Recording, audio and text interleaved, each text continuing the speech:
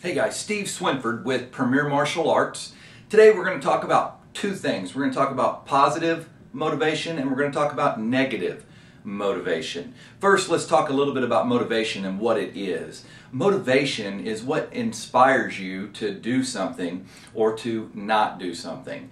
You know, a lot of times you'll hear someone say, well, I'm just not motivated. When the truth is, they are motivated not to do what it is that they need to get done. So when we look at positive motivation is what inspires us to do something. It makes us want to do something, whether it's for our benefit or for someone else. Maybe you're trying to help someone and you see the benefit that they're going to get from your help. Well, that's positive motivation.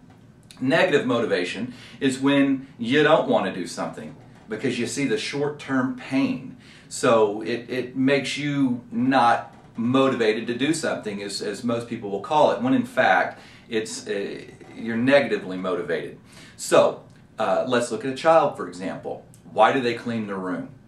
Well, when I ask my students here at the martial arts school, they'll say they clean the room because they don't want to get in trouble. So what happens is that the parents apply a negative motivator to inspire the children to do what they need to do. Now, for example, maybe you're going to get grounded. Maybe your parents might say, you can't go outside and play until your room's clean. Or you can't play the video game until your room's clean. That's a negative motivator. A positive motivator would be if you take the child and you say, you know, if you get your room clean and it's clean the way it's supposed to get clean, then you can go outside and play. Then you can play a video game. So instead of telling them the negative consequence of what's going to happen, we would tell them the positive consequence or the positive motivation in getting something done.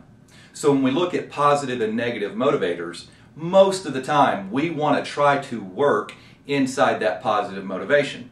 And here at Premier Martial Arts, that's what we do with the children. We try to use positive motivation to inspire a child or an adult to do what needs to be done, whether they want to or not. We help them to see the benefit of doing it. Let's say that a student is getting close to a stripe tester, maybe even close to a black belt, and maybe they're not practicing the way they need to practice. Well, we can take that student and we can say, hey, you know, you're doing awesome, you're doing really, really well. If you practice more, you're going to do awesome on your stripe test. You're going to be an awesome black belt. That's a positive motivator.